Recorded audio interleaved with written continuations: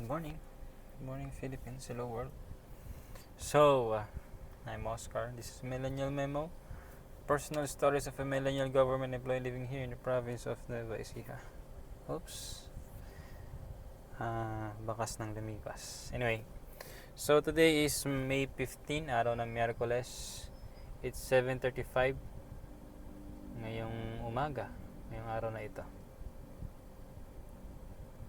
So, yeah. So, just want to share with you our activities yesterday. So, kahapon, we were able to finish the pre-deployment meeting of the HRIS. So, hapon, Kuya Jerome, no, of the Dynage was able to present well the HRIS module in front of Ma'am Olga, the administrator, and Ma'am Duds, our CHRMO, and with the accounting office for the payroll, deductions, and loans. Loans, deductions, and payment deduction, payments sa payroll, no? So, there were no issues naman from the accounting office. Wala pa lang. So definitely after some times, after 2 months, 3 months of using HRS, may lalabas dyan. That's one thing I'm sure. And also the Ma'am Dads, no, of the HRM of the City HRMO, she has some questions regarding the module utilization, and also kung sino ba dapat ang may access, who's in charge of the, what do you call that, who's in charge with the fingerprint registration, the addition of employees, the numbers of the, what do you call that, the figures sa loans, sa GSIS, sa PhilHealth, yung mga deductions ba, so ba mag-set nun. But I think according to the devs, the analyst, ang in charge doon ay ang accounting. But let us see kung ano mangyayari. Lalo na ngayon, medyo mainit ang opisina, mainit tayo, no? So kahapon, nag-chat sa akin yung boss ko.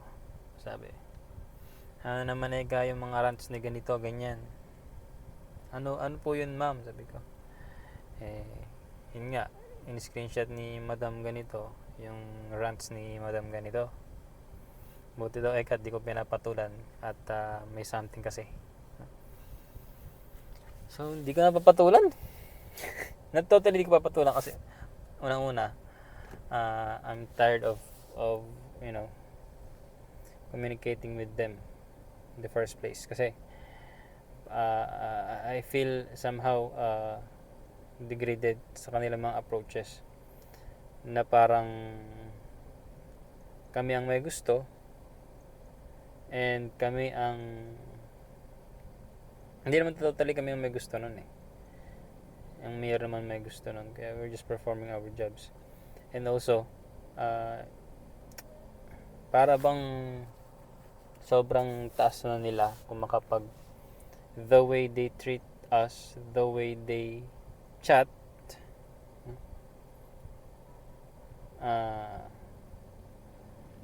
it's somehow demoralizing. That's the term, no? As far as I'm concerned, kahapon, no? after our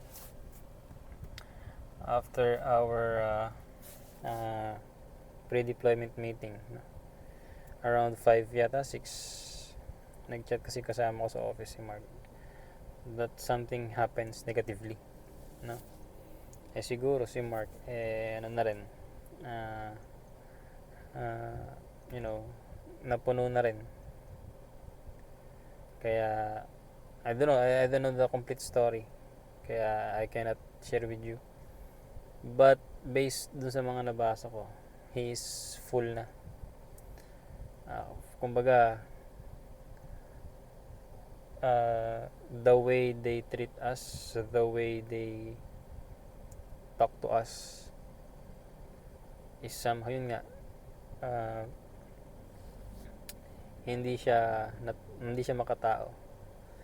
And at the same time, hindi makatao in such a way na parang we are always wrong. We are always the the reason why there are problems that there are problems.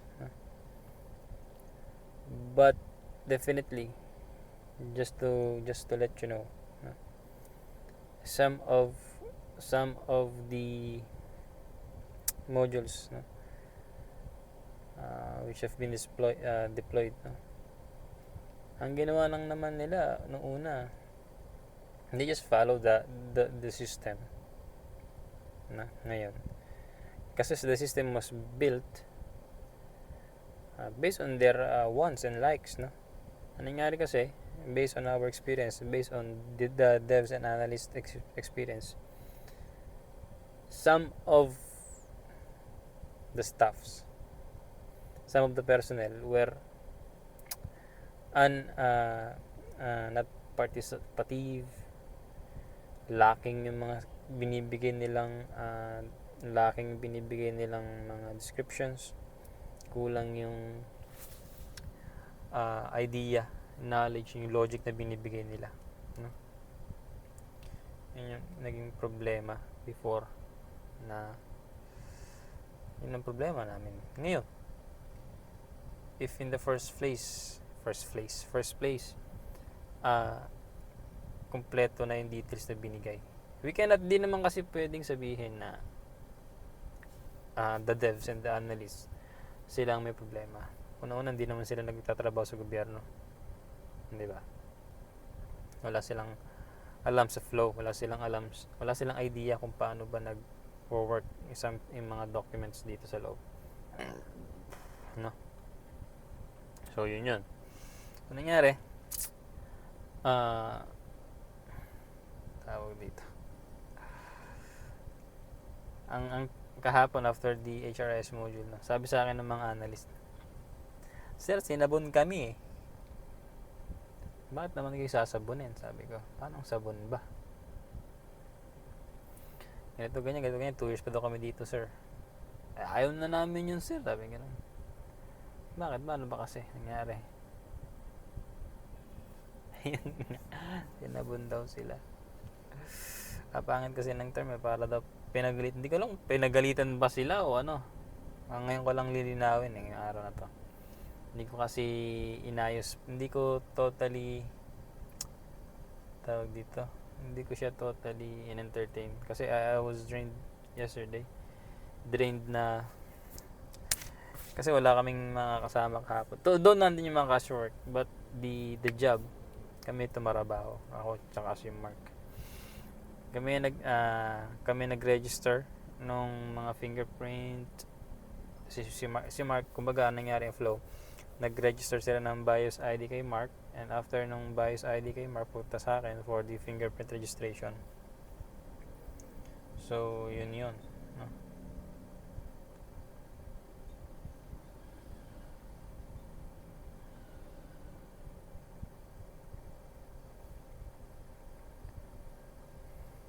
So yun, nangyari kahapon, no? May mahaba pang mga chats eh, hindi ko pa lang binabasa at sinisin eh. But according to our city administrator, lahat daw ng concerns dapat i-list down kung may makita sila, para lang sa ganon is aware ang team, aware kami, aware ang mga users sa update ba na meron.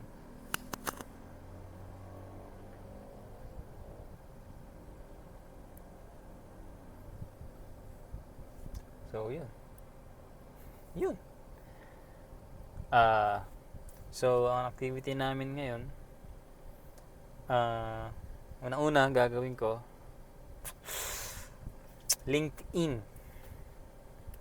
Second, YouTube. Di pa ako nakapag-upload, pangatlong araw na hindi pa ako nakapag-upload, nakakaasar ng video. So 1, 2, 1, 2. Then yung sa HRIS, bigyan ko na lang ng instruction yung mga kasama ko. Hindi lang naman yun. Then, LinkedIn. Hindi, unay ko YouTube. Basta dali YouTube eh. YouTube muna, edit lang naman ng konti yun. Lagay lang ng konting editing. Then upload. Doon kasi sa LinkedIn, kailangan ko pa mag-generate ng idea ng ipopost. Doon may ipopost naman ako.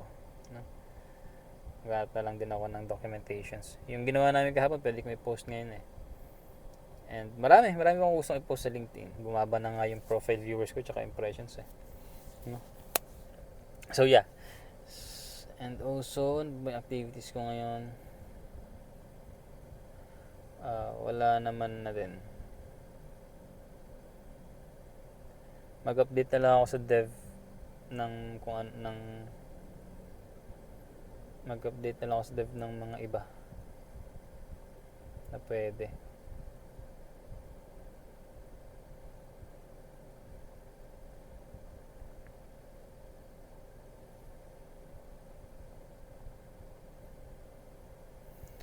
So, may idea ako doon sa gagawin kong edition. Gagawin akong, may naisip akong idea. So, ang plano ko is may website, may QR code. Ano pa ba? May website, may QR code. And Instagram, I think. And aside from that, QR code, website, Instagram.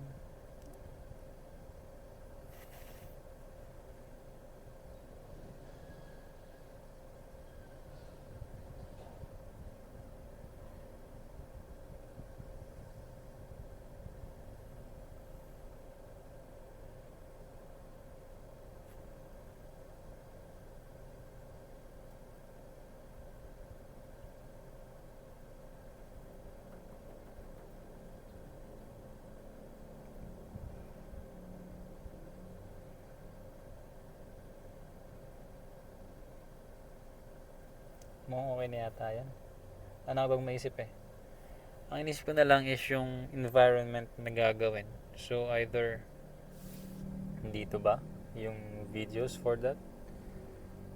Dito ba sa right side na to? Dito. So yung bang outfit ko, okay lang ba ganito? Goods din naman. Wala naman problema. Yeah, I think check ko kung hosting, kung magkano kakastusin doon. Ba, ano na naman to? Tawag dito, investment ulit.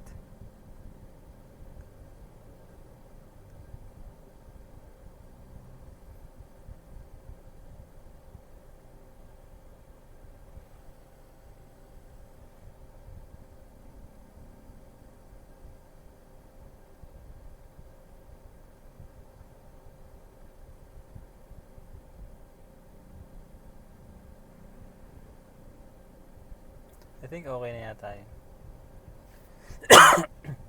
Kasi iniisip ko expenses pala doon. Hosting, domain.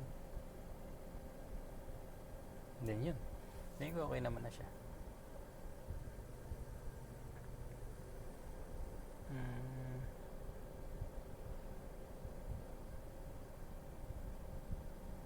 Yeah. I think okay na yun. Mas interested na nga ako sa iniisip mong gawin eh kaysa dun sa trabaho ko eh. Ano na kasi, nakaka-demote na I'm somehow unmotivated ba? Unmotivated by term dun. Hindi na ako motivated magtrabaho kasi sa mga ganyan nangyayari sa gobyerno eh. Kala mo kasi sila kung sino kung makapagsalita. Diba? Hindi mo alam kung ano bang meron sila. Kung anong treatment nila sa tao. So I think that's good for today. Check ko nga paano gagawin. So again, it's May 15, 2024, araw ng Wednesday. This is a Millennial Memo, personal stories of a millennial government employee living here, the province of Nueva Ecija. Tabingin yata. Anyway, so mag-alas 8 na kasi di pa ako nakapag-in. So, see you again tomorrow. Marami tayong pag-uusapan. So, saka na para meron akong content. See you!